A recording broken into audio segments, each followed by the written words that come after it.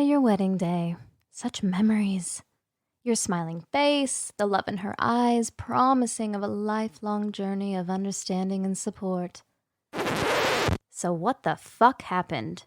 You out the house, she got the car, and you're recovering on your homeboy's couch, or even worse, in your parents' basement. Life after marriage is not something most men are prepared for. Many don't even talk about the issues that affected what was supposed to be one of the best things that ever happened. What now? How does your life start over? It's time to talk about it. The Lame Show starts now.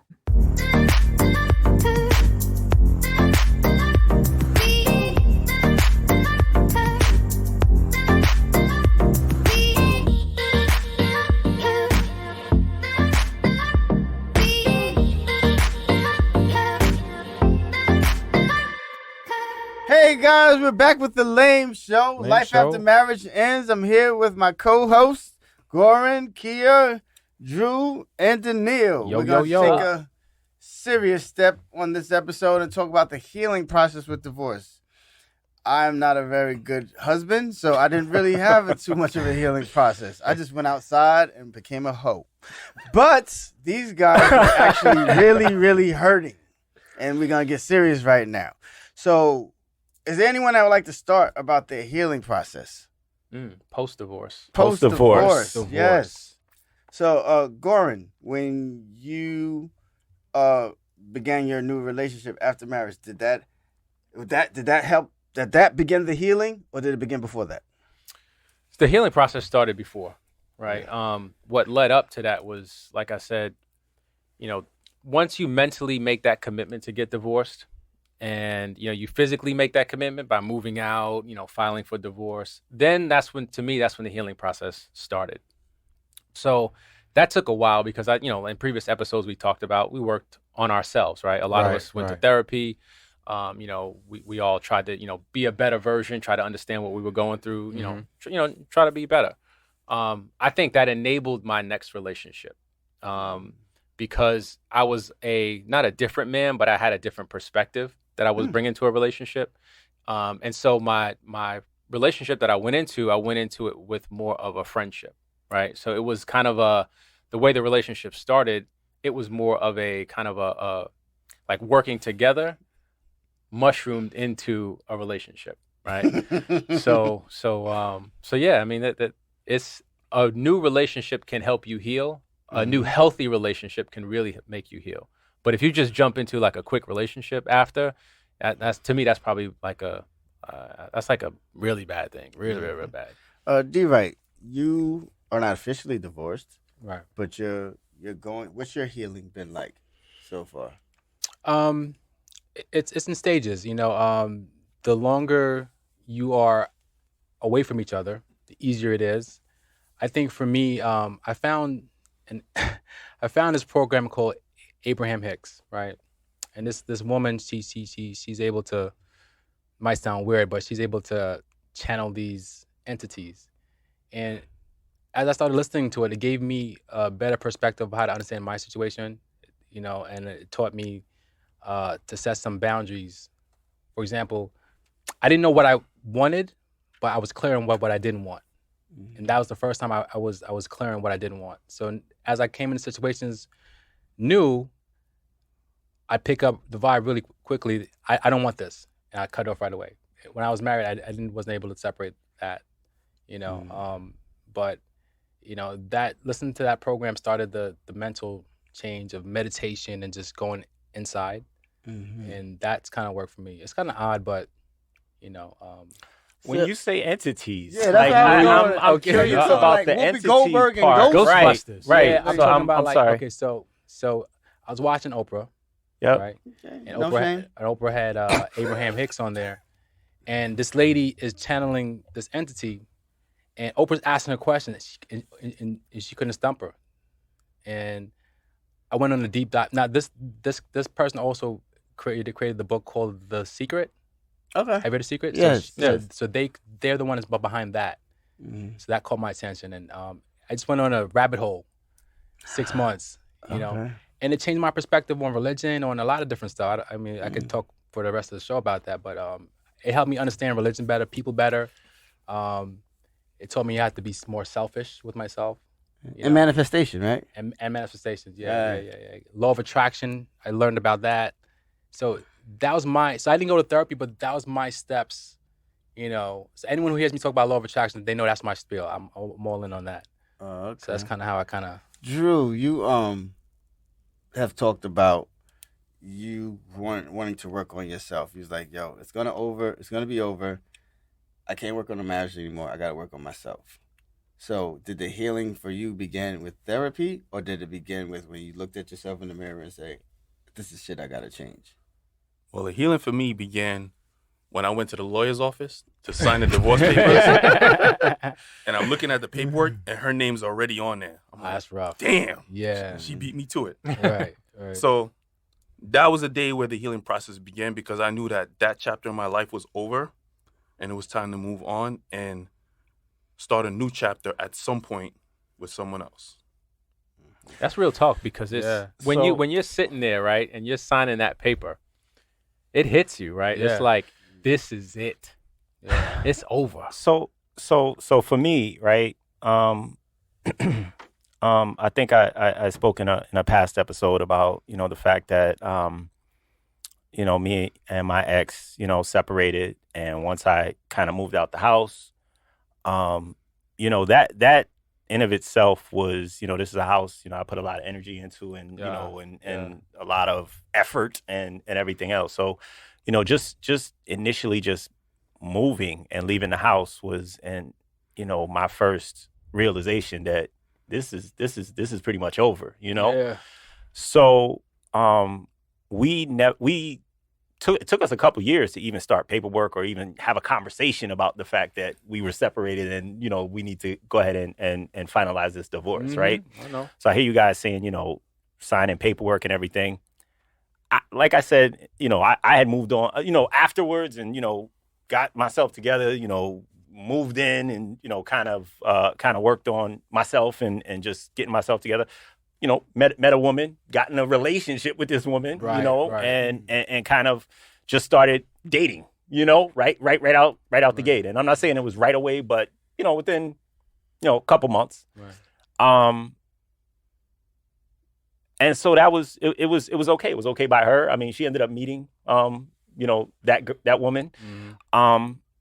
And it wasn't until years later that we got the actual paperwork signed and actually finalized the divorce. But I think just figuring out what's next in life, right? So we talk about life after marriage ends. Right. That's scary. Where do I go from here? Where do I go from here? It's very confusing. So in a You previous guys- episode, Go ahead, G.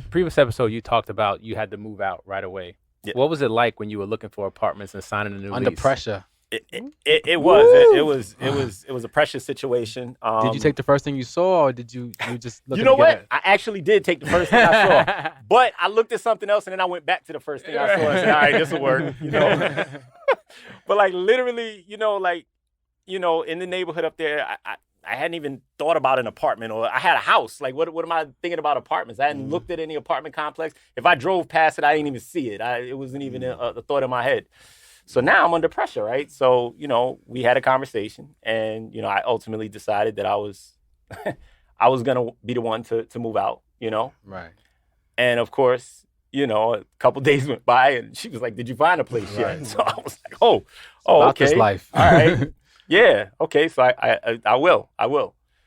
So the next day, I just Googled the apartment complex, went and visited one, looked at it, was like, all right, this is cool. Then I drove to another one. The other one was a little further away and, just didn't seem like it was going to be conducive to, us co-parenting and sharing our daughter, which was something we did discuss. So I just took the first apartment, It was a 1-bedroom apartment. And I got a daughter, you know what I mean? A 3-year-old daughter at the time. So now I got to figure this out.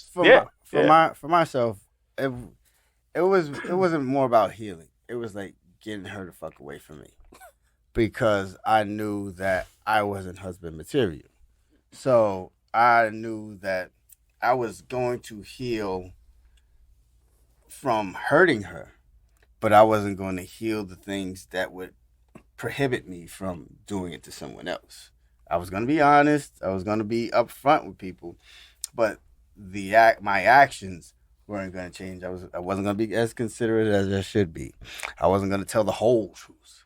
The whole truth. The whole truth. But did you actually heal, or did you just run away from your problems? That's a good question. I thought I was healing because I was being a little bit more honest, and I thought I was giving myself the life that I wanted. But in actuality, where I'm at right now, I didn't truly heal. I didn't learn I didn't take away additional essential tools that I should have. Mm-hmm. And because no one else was there were no children, I was free to run the streets. I was free to be irresponsible. Yeah. You guys have children. Children change you, yeah. When you were going through the healing process, so it was like, I got to get this right. Just not for myself, but for them. Because I got to deal with their mother. I got to deal with you didn't have to deal with nothing. Once you was out the house, you was gone. I just got to deal with the new ladies. That's it. So, and where I'm going to go this month. So it was more of a fun time for me. That was the healing process for me. It was a fun time for me. And it was like, I knew that I wasn't doing right by her when I was like off gallivanting, and she still wanted to have conversations, and she was waiting on me. And I was like, this shit is fun. Street lights is on. Right. So, but a question for you guys is, when you guys got to your healing, did you ever look back to check on your ex-wives? Because they are the mother of your children. When you say check on, what do you mean? Check back to see if they're healing okay. Or you had to just worry about That's yourself. a good question. I never did that. Never checked back. I never checked back. No. Anybody check back? Yeah, I mean, I've had conversations. Fuck her. Too late. It wasn't like that. Too late. But I think that once you're divorced, right? Mm-hmm. You got to take care of yourself at this point and your kids. Okay. You can't really worry about what the other person's going through, because they're gonna use their family structure. They're gonna use their people that they have around them to help them. So you got to do the same for yourself. Mm-hmm. I mean, obviously you care if they're okay mentally because they are the mother of your children. Mm-hmm. But at the end of the day, you have to worry about yourself, and you got to make sure that your mental being is okay. Mm-hmm. Because guess what? If you're sick and you're all fucked up, who's taking care of you? Yeah. Right. Yeah. Mm-hmm. Yeah, like I told you before, when I started my healing process with Abraham Hicks, I grew up in the church, so for me even saying that, it's like taboo. You know what I'm saying?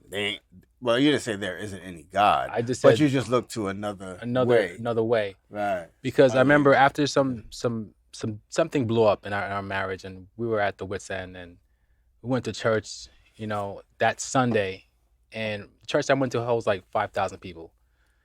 And we were in the top nosebleed section, right? Mm-hmm. I'm looking for an answer from the pastor, and at the end of the session, he has an altar call. You know what an altar call is, right? Yeah. So I looked next, and I gave a little tug, like, "Yo, we should go."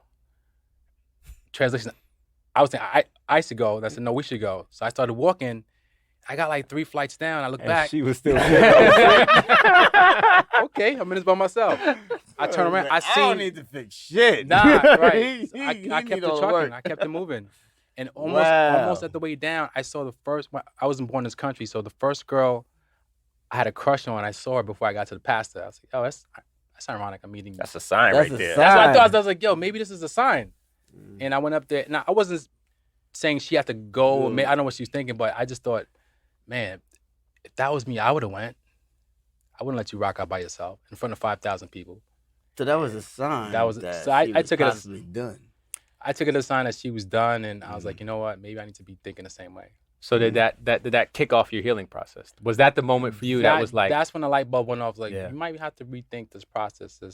You're not gonna be like mom and dad or like your uncles. Yeah. So Drew, when you was sleeping on the couch, was that your pivot moment? Was that the moment you knew, like, my healing process? Or no, that was like the depression period. Mm-hmm. You can talk about that. Yeah. So I'm on the couch in the basement, and because I was so depressed, I was basically impulsive shopping. Like every day there was a new package from Amazon. No joke. The front porch looked like the Amazon depot. Wow. That's how much shit was coming in. And your money or our money? No, my money. Oh, okay. So I'm buying all kind of, I don't even know what half the shit is that I bought. Wow. But yeah, I got in a crazy debt over it. I'm paying it off now. Thank you, Dave Ramsey. I appreciate you. And I mean, now I'm better, man. I mean, I have a lot of money saved up. I'm supposed to be buying a house this year. Yep. I mean, the process of healing has begun. Mm-hmm. Okay. Oh, I'm glad you said that, because does the healing process ever stop? No. I mean, are you, the five of us, is anyone here willing to stand up and say, I am healed from my divorce? I'm completely 100% healed from my divorce. Now, there's some scars, right? It may look a little different, may feel a little different, but I am healed. No, okay. I never really even healed from mine. Like, Drew would tell you, like 2 weeks ago, I called him crying. It was like 5 o'clock in the morning, too. Dude woke me like, up. dude, I can't hear you. Speak. Yeah. Yo, but real talk, man. He talked I to think the me, damage man. that's been done, I think, it's always going to, at least for me, it kind of changes the way I move.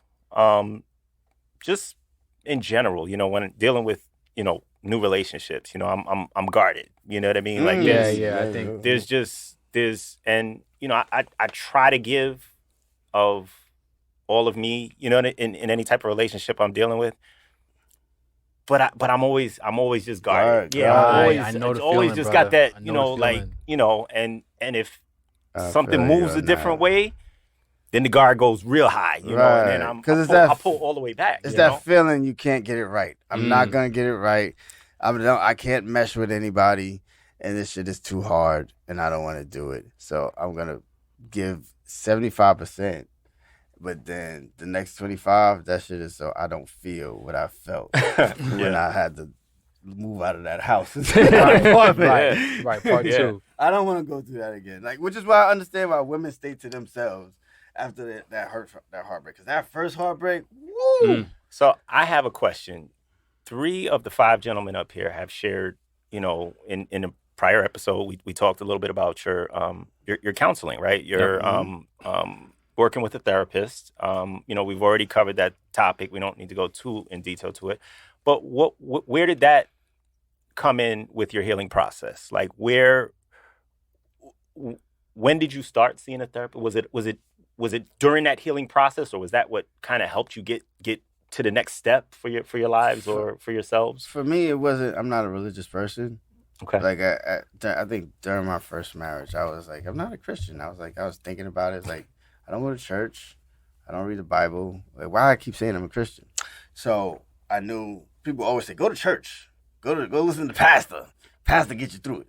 But no, it was like, okay, I gotta go. What's the next step? What do people do when they need mental help? They go to a therapist. So I went to a therapist. Was this after your first marriage? Yeah, it was at my first marriage. Okay. And I was trying to save it at the time, like, because I knew it was something wrong. Like, this is not normal. Like, I don't feel No, you were as different. bad as I should. Mm-hmm. So I need to figure this out. Right. And that's what led me to it. Okay.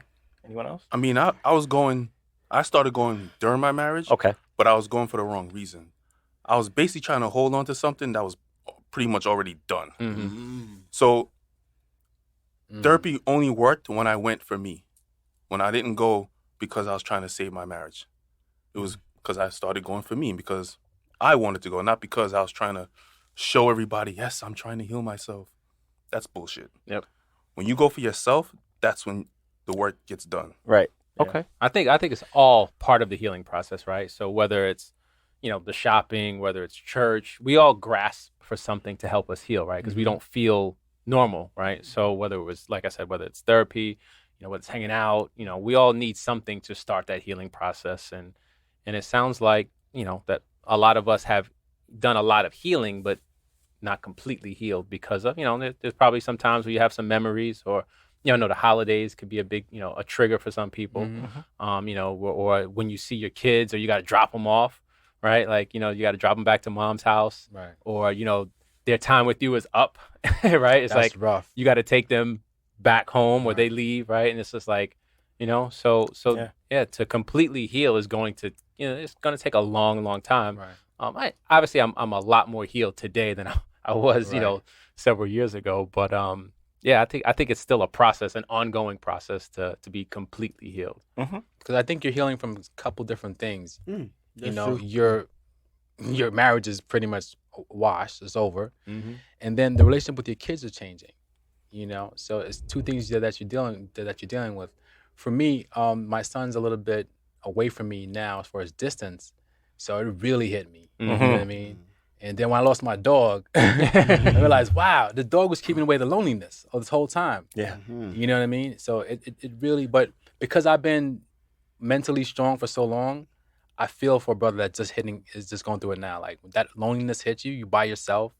Yeah. That's rough. I know your situation, so Yeah, that's rough. yo, you a strong dude for Yeah, real talk, yeah, man. It's yeah. like the shit that you have lived through for like probably the last 3 years. This is not like months. This No, is like 8 years. yeah, 8 years. Yeah. You are strong, man. And that mentally, like, I went up somebody's head, several people's heads, Yeah. and just like I was talking to Drew. Like part of my other day, we was talking. And I was like, what I did was I'm a serial entrepreneur, so I was always starting a business. I'm a serial self-help guru, researcher. I'm just always doing something. If I sit home and think about my situation, yeah. Oh, forget about it, man. Yeah. I just stayed busy. Yeah. Yeah. So, well, sometimes, you know what?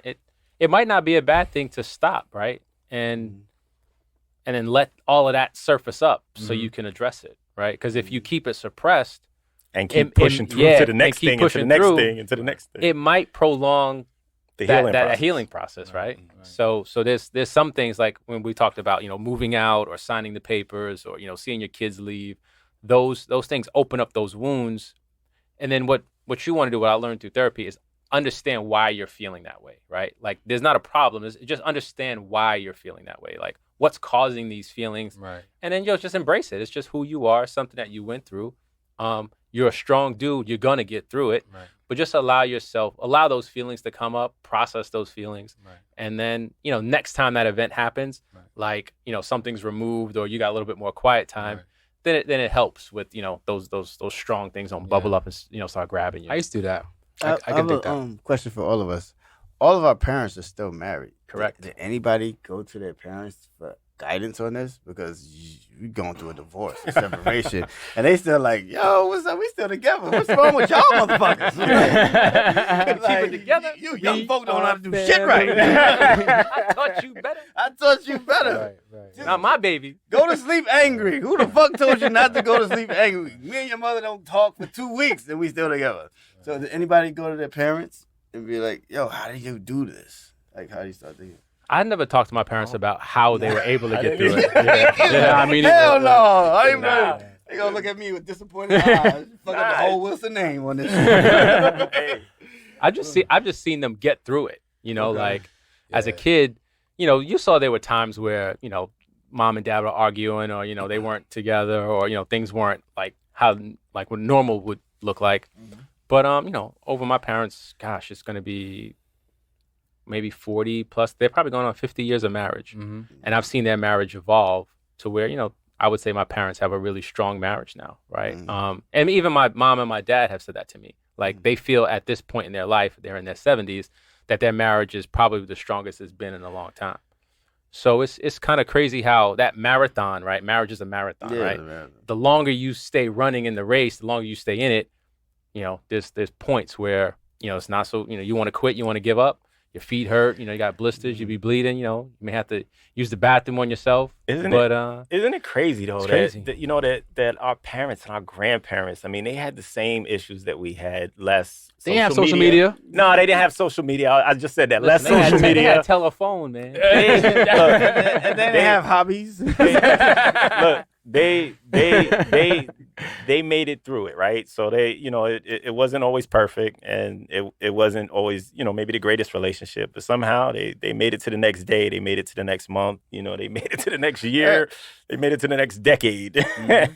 But Oh, Go ahead. No, No. I was gonna say that generation accepted cheating a lot better than this generation. Accepted that's or true hit too. it? Accepted and hit it.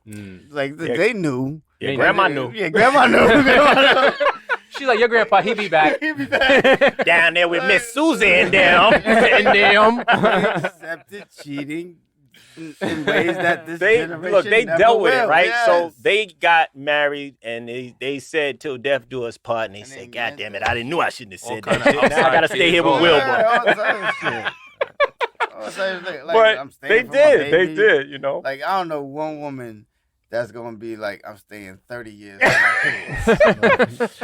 Not in 2021. Not in 2021. No, Hell no. no. I think the longer you stay in a relationship, the harder it is to walk away from it. Agreed. You know, one thing I learned is that through the law of attraction, if you think a thought for 17 seconds, right?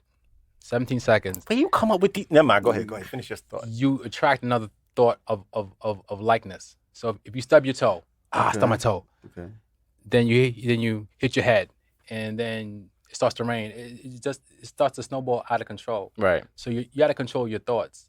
You know what I mean? So the longer time you're in a relationship, the harder it is to walk away because you built up so much momentum there. It's like if you push a car down the hill, it's easier to stop at the top of the hill as opposed to the bottom. Right. Yeah. And that's what your relationship's like. I'm You know what trying I mean? to follow the analogy that you said. So I stubbed my toe, Then you hit your hit the head. head, and it's raining.